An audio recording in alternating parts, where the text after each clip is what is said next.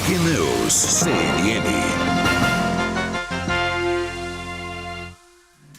Notícia que acaba de chegar, decisão do ministro Alexandre de Moraes do Supremo Tribunal Federal. O ministro rejeitou os recursos de Fernando Collor de Mello, ex-presidente da República, contra uma condenação que ele recebeu em desdobramentos das investigações da Lava Jato. Nessa decisão, Alexandre de Moraes determinou a prisão de Fernando Collor de Mello e o início do cumprimento da pena em regime fechado. A gente volta a Brasília com Pedro Teixeira, que traz as informações ao vivo. Temos o Pedro? Sim, temos o Pedro. Pedro, por favor. Oi.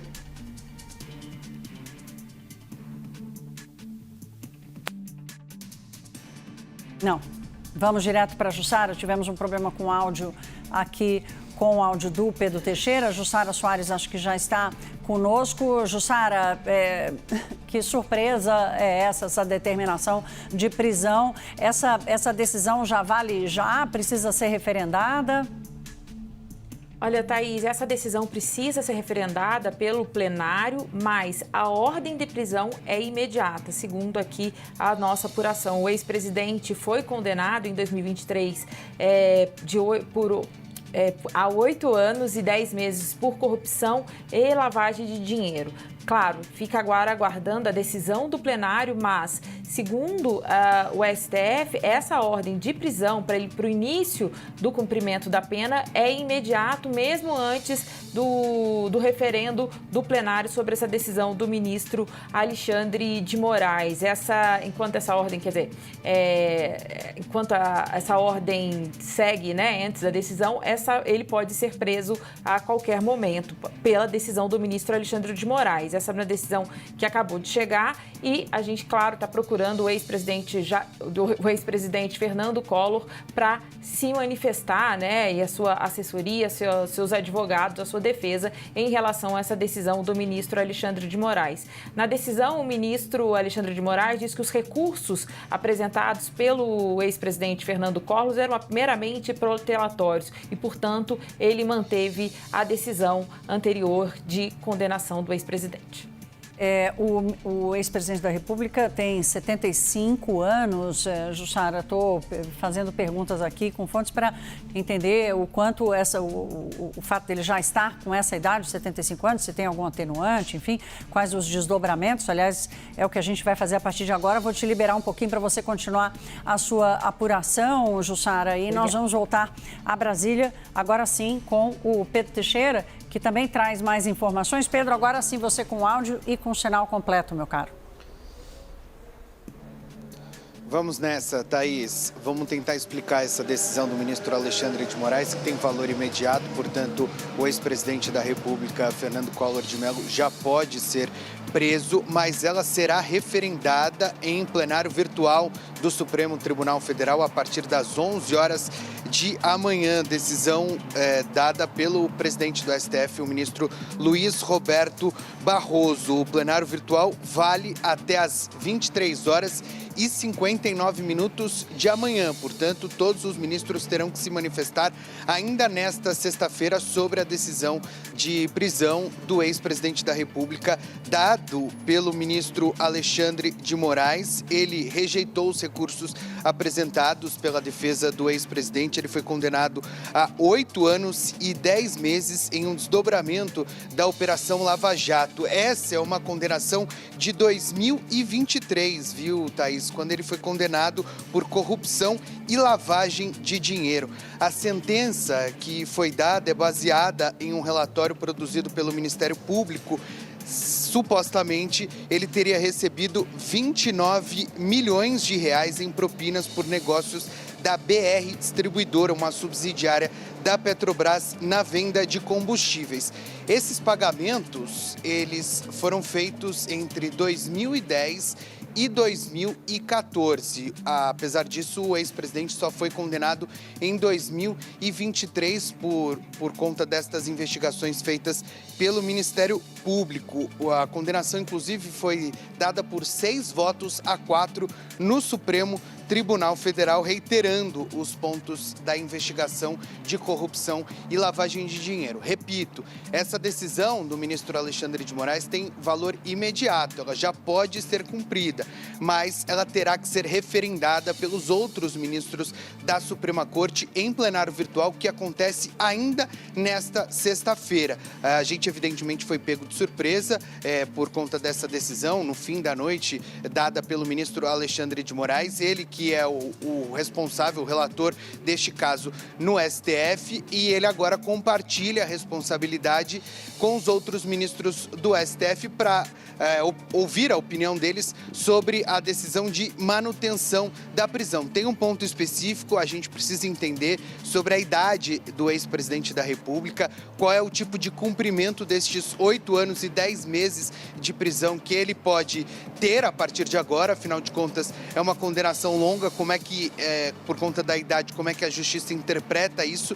De qualquer forma, a decisão terá que ser chancelada amanhã pelos ministros do STF, mas tem valor imediato. Então, ele já pode ser preso nas próximas horas, antes mesmo do início da sessão do plenário virtual, que vai acontecer amanhã a partir das 11 horas da manhã. Repito, é uma condenação por desdobramentos da Lava Jato. O ex-presidente teria recebido o valor superior a 29 milhões de reais em propina em negociações que envolvem a BR Distribuidora, uma subsidiária da Petrobras. A decisão será chancelada pelos ministros em sessão virtual amanhã. Thaís. Obrigada, Pedro. Nós estamos aqui com a decisão do ministro Alexandre de Moraes. Ele começa dizendo o seguinte: olha, o acórdão embargado levou em consideração diversos elementos de prova para fundamentar a decisão condenatória e não apenas as declarações dos colaboradores. Esse que vocês estão vendo em tela é o despacho feito pelo ministro Luiz Roberto Barroso, que é o presidente do Supremo Tribunal Federal. O despacho diz: diante da excepcional urgência caracterizada no presente caso, com fundamento no artigo 21b, parágrafo 4º do RISTF e no artigo 5º da resolução STF número 642/2019, e aí tem uma especificação, determinam a inclusão do processo em sessão virtual extraordinária do plenário desta Corte, com início às 11 da manhã, no dia 25/4, término às 23h59 do mesmo dia, publique-se, Brasília, 24 de abril, Luiz Roberto Barroso. Então, está aí a determinação.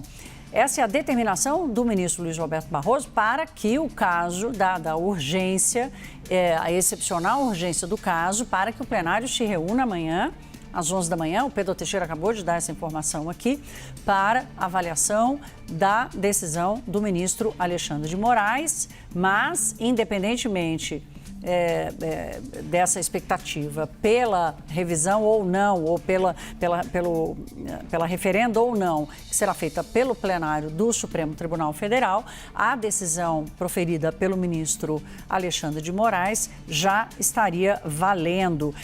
Na decisão também, então está valendo aqui, né, da decisão, o acórdão embargado levou em consideração diversos elementos de prova para fundamentar a decisão condenatória e não apenas as declarações dos colaboradores. Mera inconformidade quanto à valoração dos elementos de prova. Inexistência de omissão quando da fixação do dano moral coletivo.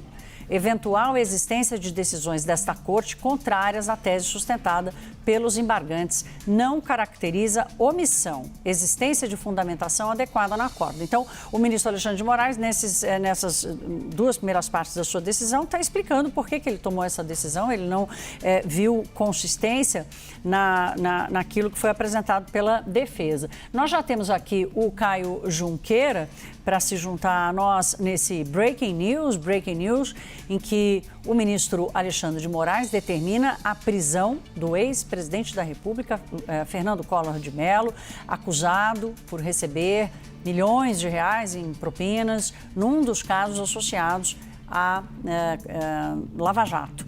Caio Junqueira, as repercussões dessa decisão, meu caro. Bom, Thaís, isso já estava um pouco esperado, né? Porque o Collor havia sido denunciado já e foram sendo apresentados recursos. Esse é um caso ainda egresso da Operação Lava Jato, quando ele foi denunciado ali já no auge da operação, né, em 2015, acusado ali de receber 20 milhões de reais em propinas, né, entre 2010 e 2014, justamente para poder, segundo a acusação, segundo a denúncia, viabilizar ali indicações políticas em troca de contratos ali com uma subsidiária da Petrobras. E aí o caso foi andando, né? A Lava Jato teve o seu auge ali e depois a gente sabe bem que as denúncias ali, as decisões envolvendo os acusados da Operação Lava Jato acabaram sendo anuladas, né? Inclusive a do próprio presidente Lula, né? Acabaram voltando ao início. E aí não deixa de ser também chamar a atenção que o Collor, né? Tenha essa pena de prisão determinada, porque o processo contra ele, diferentemente de outros tantos acusados envolvidos ali na Operação Lava Jato, a gente vem acompanhando o Supremo Tribunal Federal anulando muitas decisões, revendo muitas decisões, renegociando os acordos de leniência que foram feitos com as empreiteiras, mas no caso do Fernando Collor, do ex-presidente Fernando Collor, isso não aconteceu. A ver como que vai se dar isso, principalmente nas próximas horas e o dia de amanhã. O ex-presidente Fernando Collor tem 75 anos de idade, é uma idade que já coloca ali alguns certos benefícios para quem é condenado à prisão, e aí a gente vai avaliar e analisar como que os advogados ali nessa reta final ali da prisão, mas agora aparentemente porque os próprios embargos foram rejeitados, então já é uma situação em que ele teria de se apresentar. Eu chamo a atenção para esse contexto, né, um contexto de uma operação Lava Jato que definhou, né, que praticamente não existe mais, né, capitaneado esse movimento pelo Supremo Tribunal Federal, né, muitas vezes ali a gente está vendo Palocci, a gente está vendo Zé Dirceu, a gente está vendo muitos acusados da Operação Lava Jato se livrarem, mas o ex-presidente Fernando Collor não conseguiu isso. E também um outro dado ali, uma curiosidade, algo que chama atenção também, é o fato de ser mais um ex-presidente da República sendo preso, né, sendo condenado ali à prisão. O ex-presidente Michel Temer passou por isso, o ex-presidente Lula passou por isso, e a gente está em vias de ver aí também o ex-presidente Jair Bolsonaro, né, se esse processo avançar como parece que vai avançar, também podendo ser condenado à prisão ainda no final deste ano. Thaís. Obrigada, Caio Junqueira.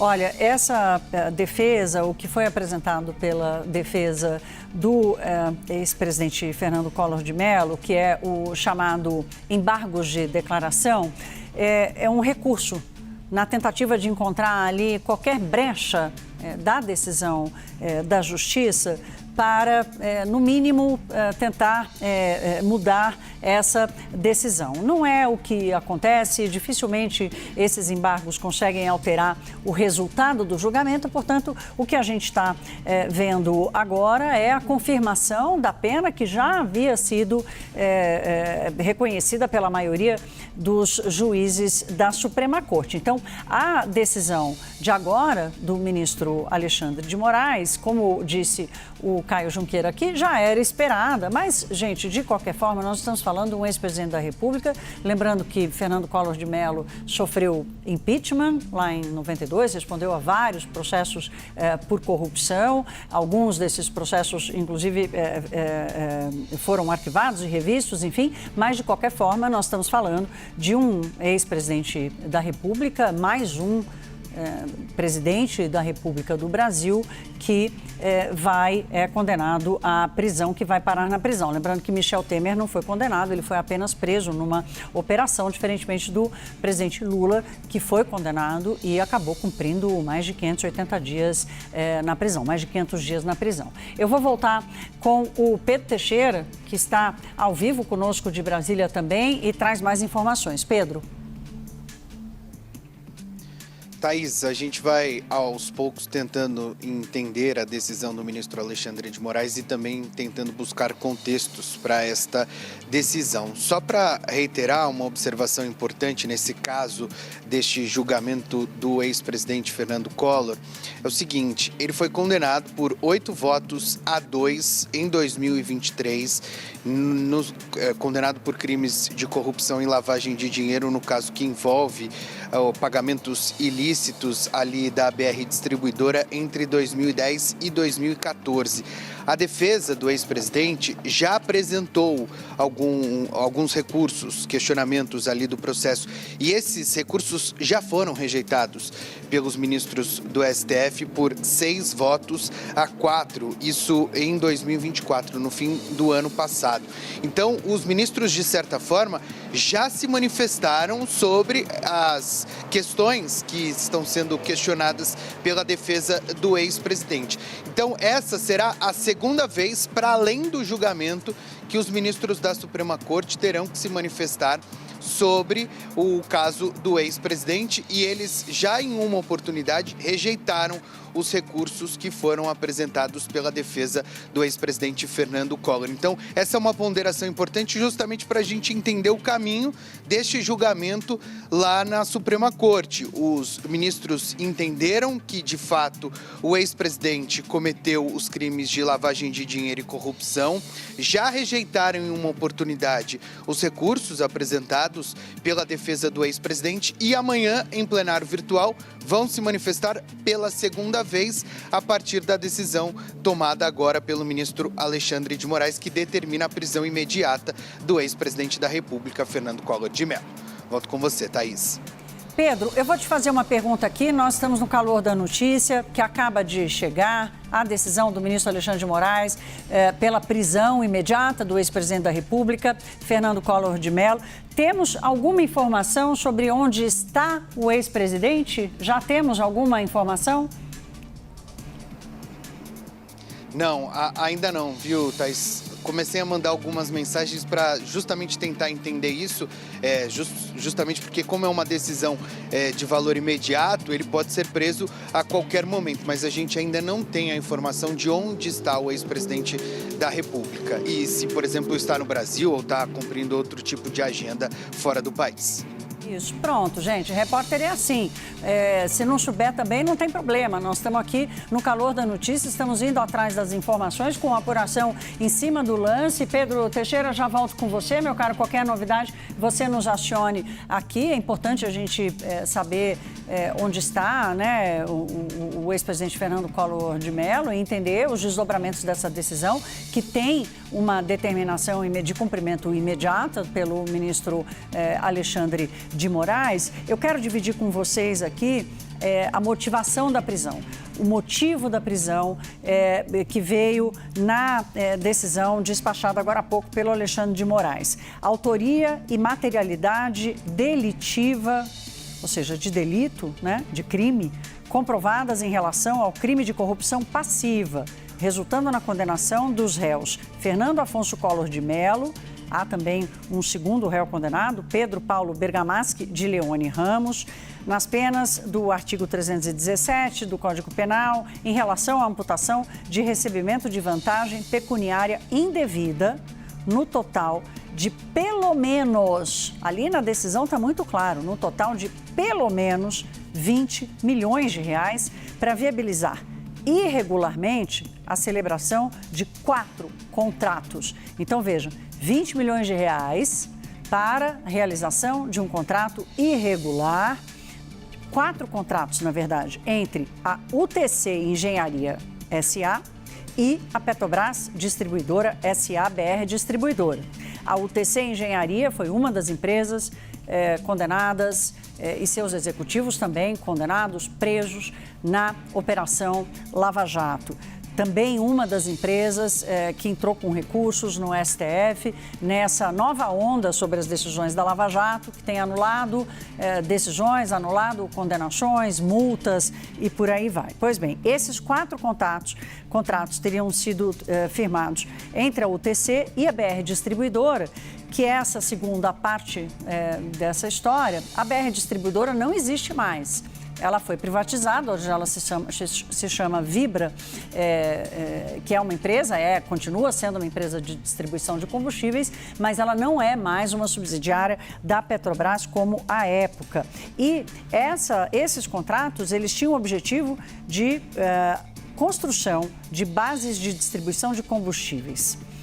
Nessa decisão do ministro Alexandre de Moraes, há também a absolvição do réu Luiz Pereira Duarte de Amorim, com relação aos mesmos fatos, e no caso do Luiz Pereira Duarte de Amorim, por falta, na verdade, não por falta, mas por insuficiência de provas. Então, 20 milhões de reais teriam sido recebidos pelo ex-presidente da República, Fernando Collor de Mello, para viabilizar 4 contratos entre a UTC Engenharia e a antiga BR Distribuidora, que à época era uma subsidiária da Petrobras, da estatal, da petroleira Petrobras.